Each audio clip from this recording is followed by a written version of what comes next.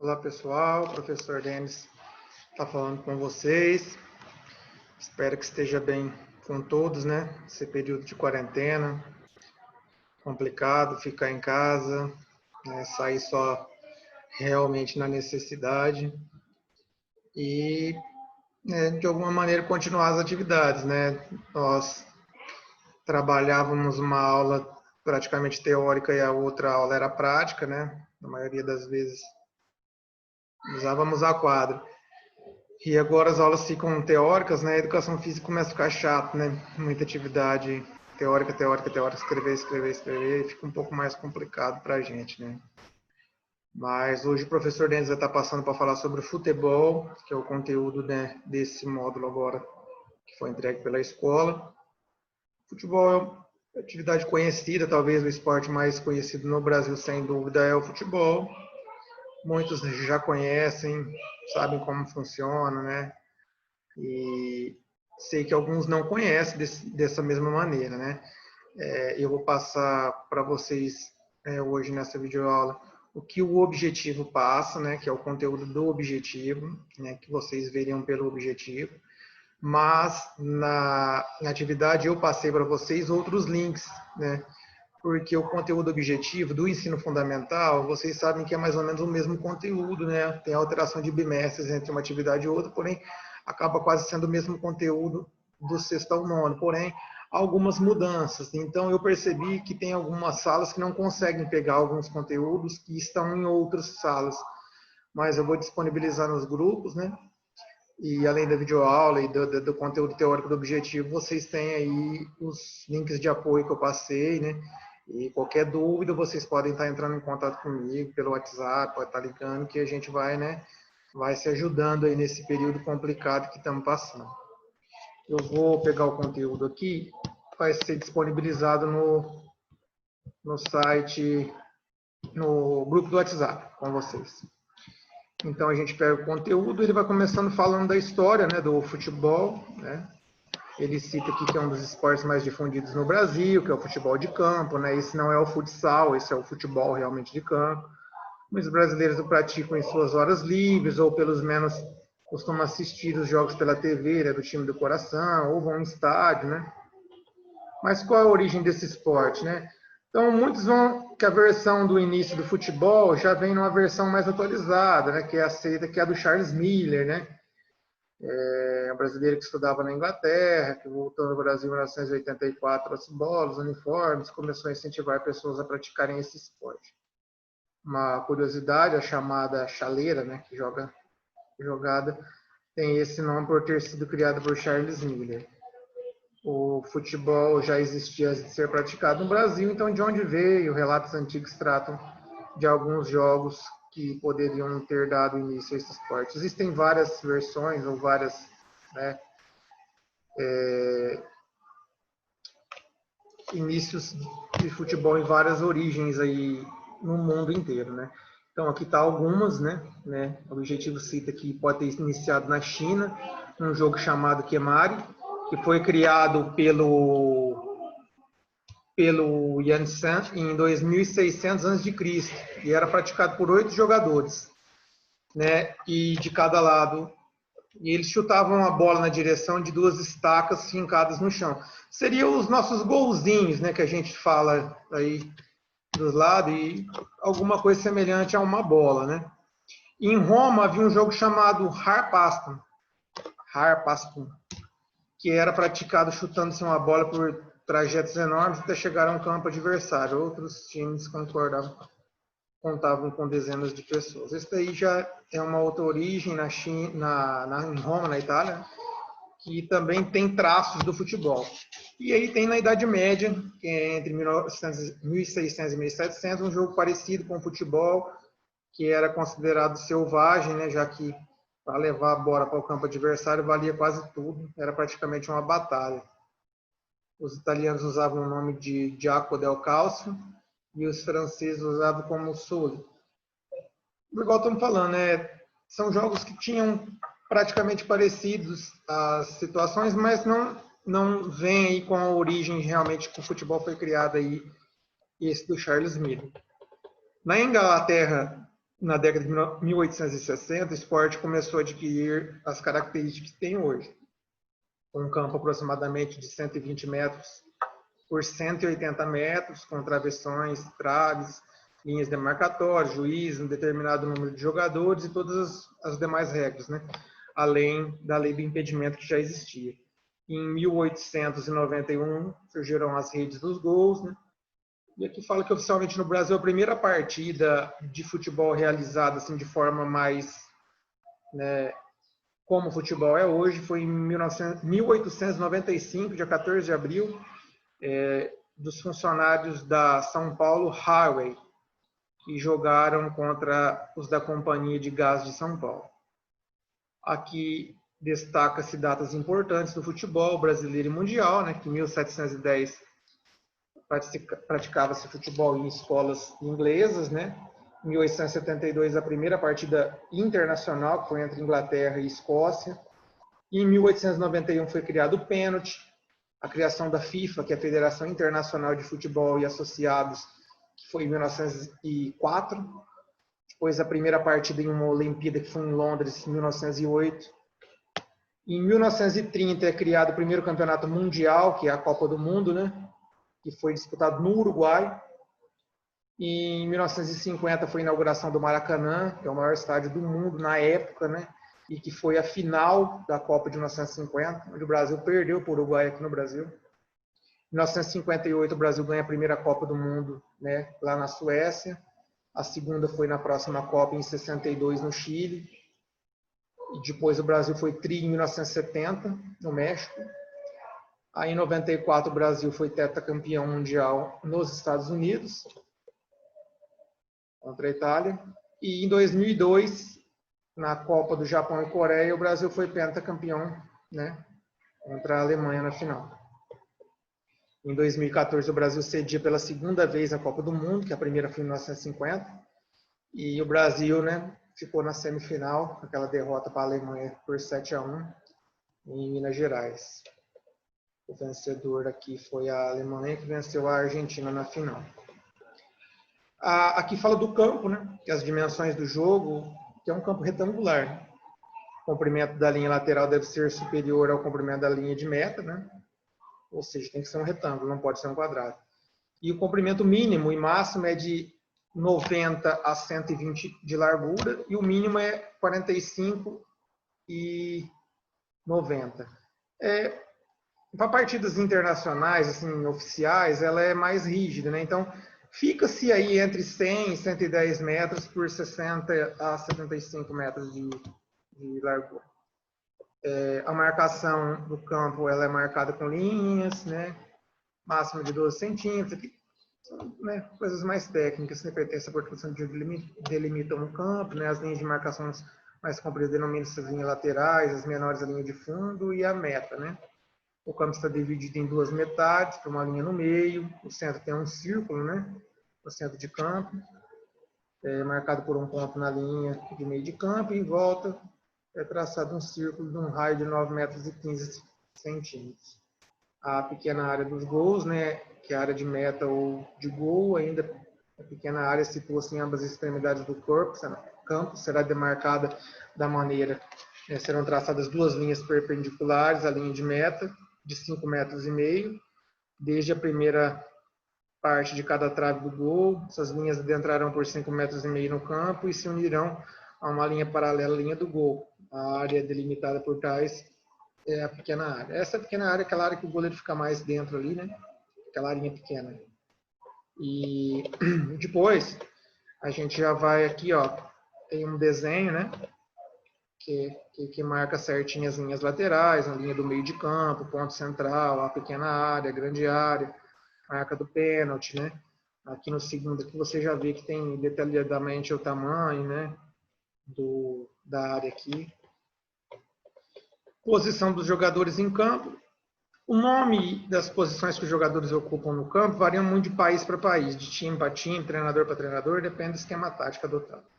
Isso realmente muda demais, né? Com o tempo também muda, com o passar do tempo, porque o futebol era jogado de um jogo mais, um exemplo assim, né? Na Inglaterra, um jogo mais pegado, um jogo mais de marcação O Campeonato Espanhol já é um jogo mais bonito de se ver, né? A marcação um pouco mais distante. Aqui no Brasil você vê que já é diferente, então varia muito o esquema tático de país para país, de estilo de jogo, né? Aqui fala do 4-4-2, 3-5-2, 4-3-3, 4-1-4-1, 4-3-2-1, 5-4-1. São linhas, né? Por exemplo, 4 jogadores na defesa, 4 jogadores no meio, 2 no ataque. 3 na defesa, 5 no meio, 2 no ataque. Só que isso varia muito, né? Você pode jogar com 4 atrás, mas os das laterais avançam e aí acaba ficando 2, mas é muito complicado falar de esquema tático de futebol, porque isso é uma variável. O time começa jogando de um jeito, de repente o treinador dá um sinal, eles mudam, né? Varia muito. Mas aqui, né, vamos falar mais ou menos das posições, que seria mais interessante. Centroavante é uma posição que hoje os times, né, não usam tanto quanto usavam antes, né?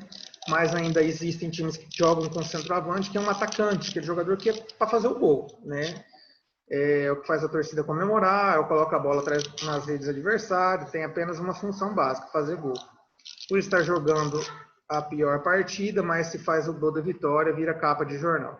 Muitos ainda marcam a saída de bola da equipe adversária. Exemplos aqui, Romário, Ronaldo, Fenômeno, Fred, Ibrahimovic, Thomas Müller e Luis Soares. O centroavante, antigamente, ele não tinha função nenhuma a não ser fazer o gol. Ele ficava ali esperando a oportunidade, ele ficava ali variando entre os zagueiros. Na primeira oportunidade, né, ele avançava para tentar pegar a bola. Hoje mudou muito, né? Esse esquema de jogo hoje ele acaba ficando na marcação da saída de bola, né? Ele antigamente era um jogador assim um pouco mais pesado, um jogador que tinha uma altura um pouco boa para tentar o cabeceio também. E hoje mudou muito, né? Mas ainda existem grandes centroavantes. Eu falaria hoje aí um jogador que o Lewandowski hoje do Bayern de Munique, que é um jogador que ainda tem essa função aí que a gente vê, né? O Luis Soares também tem essa função, né? O Ibrahimovic também joga mais ou menos nessa mesma função também, né? O Fred ainda está jogando. O Ronaldo não era tão centroavante, mas também jogava nessa função. Agora o Romário, sim. O Romário era centroavante, talvez um dos maiores jogadores aí de todos os tempos nessa função como centroavante. Aqui pegamos lateral direito, ala direito, lateral esquerdo, ala esquerdo.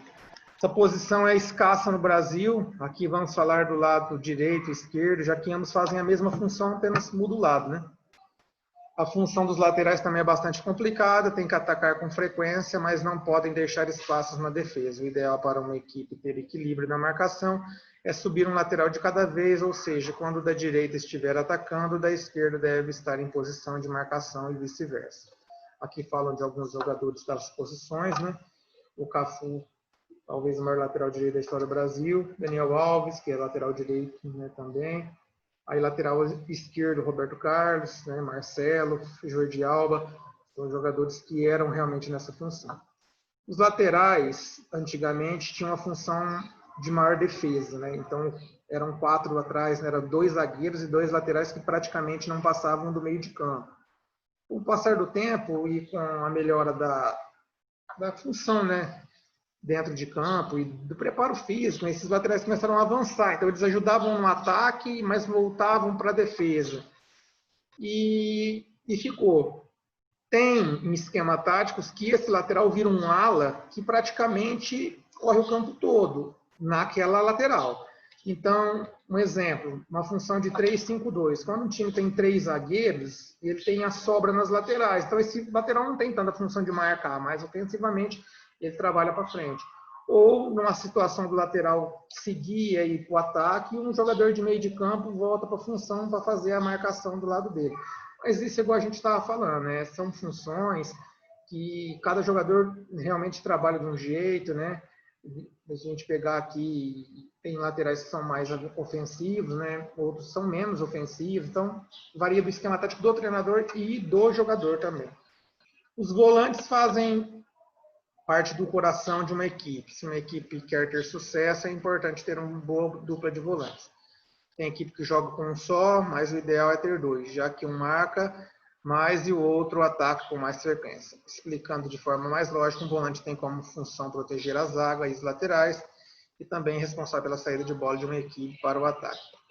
Quando uma equipe joga com um volante, chegando como elemento surpresa, também aumenta a chance de ter um ataque bem sucedido. Aqui exemplos de meio de campo: Luiz Gustavo, Felipe Melo, Sérgio Busquets, Iniesta, Xavi, Lampard, Felipe Lan e Elias. Os volantes também mudaram-se muito aí com os anos do futebol. Os volantes sempre tinham uma função, né? Sempre tinha dois volantes. Um ficava protegendo mais a zaga, que era o primeiro volante.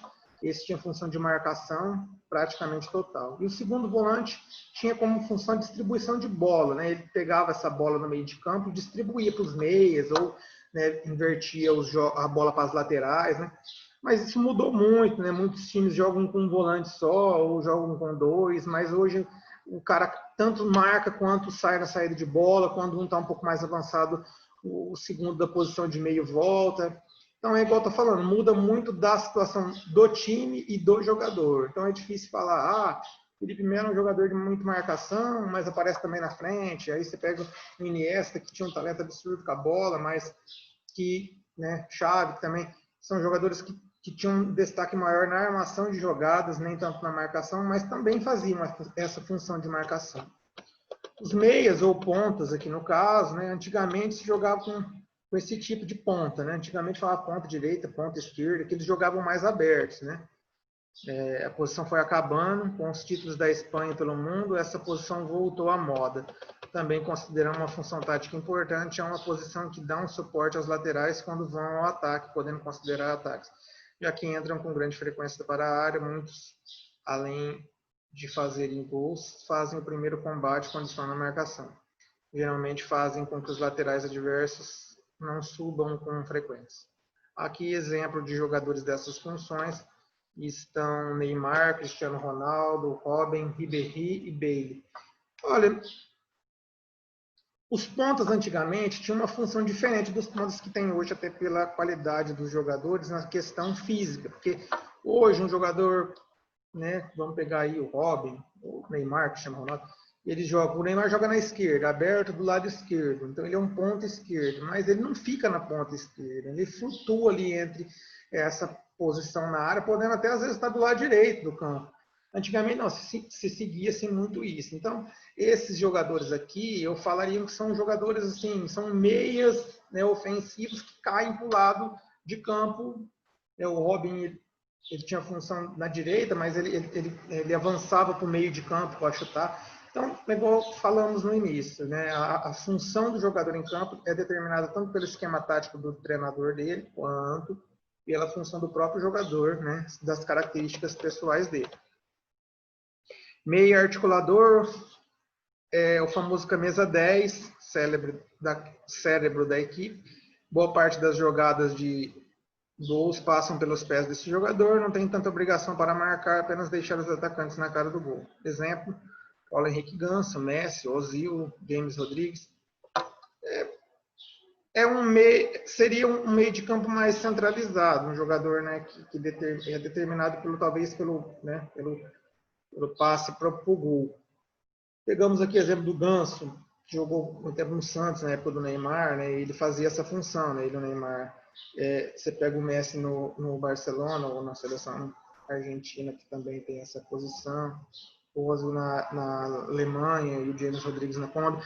Mas são jogadores que geralmente têm um talento natural de dar aquele passe final ali para o gol, né? Ele que alimenta os atacantes a fazer o gol, ou, né, eles têm essa função. Mas aqui fala que, né, não tem tanta obrigação de marcar, mas hoje tem, não adianta. Né? O cara está ali na recomposição do time e ele acaba tendo que marcar também, né? Faz parte dessa função. Dificilmente o jogador fica ali, né, só para marcar, né? Para fazer essa situação.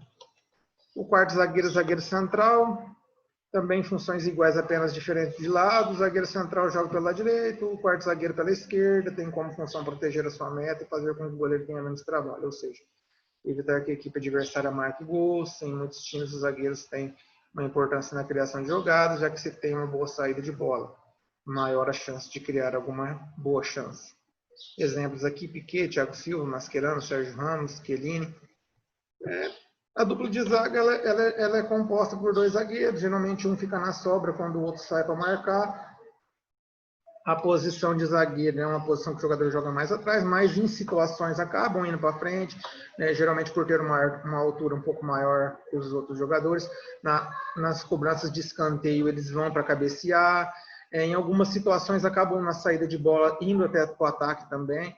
Então, hoje o futebol é dinâmico e as posições acabam, em alguns momentos, né, mudando por situações que acabam acontecendo dentro do jogo.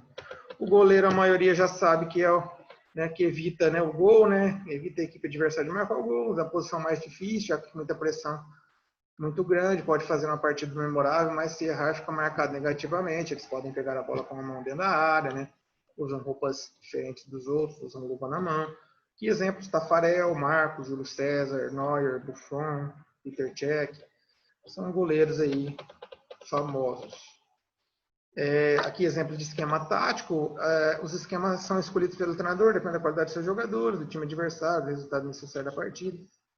Quando o time precisa ganhar, às vezes expõe o time mais no ataque, quando ela não tem tanta necessidade de vitória, né, tenta fazer um esquema tático para segurar o jogo. Então isso pode mudar na função. A seguir você poderá treinar seu conhecimento sobre os candidatos de seleção. Aqui no sistema objetivo pelo conteúdo online, você consegue mudar as posições, né? Mas aqui não tem como, por esse papel. Bom, o futebol, né, vou fazer um resumo geral na aula de hoje, é um esporte mais praticado no Brasil, talvez o mais famoso no mundo. As Copas do Mundo são talvez os eventos esportivos mais assistidos no mundo inteiro. Se envolve muito dinheiro, né? Então, mediamente falando, aparece na televisão quase todos os dias.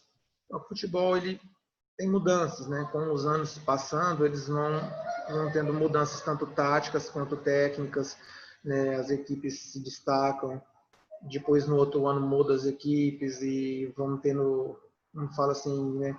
Heranças de situações, né?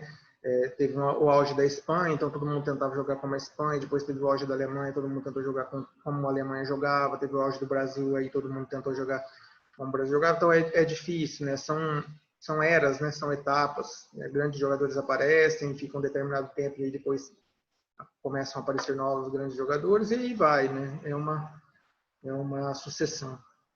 Mas o básico está passado aí, qualquer dúvida, qualquer situação, vocês podem estar vindo falar com o professor, tanto no particular quanto no grupo de vocês, mas esse conteúdo do futebol que foi passado para agora, eu deixei as atividades a ser feitas, coloquei links de apoio, né, mas aí, né, fica a cargo de vocês estarem querendo pesquisar em outras situações de pesquisa na internet, ou vídeo, eu tenho um livro em casa, aí fica a cargo de vocês, porque o futebol, ele é também assistido, ele é comentado, ele é uma paixão, né? Aí não adianta falar quem é o melhor jogador, tem briga, né?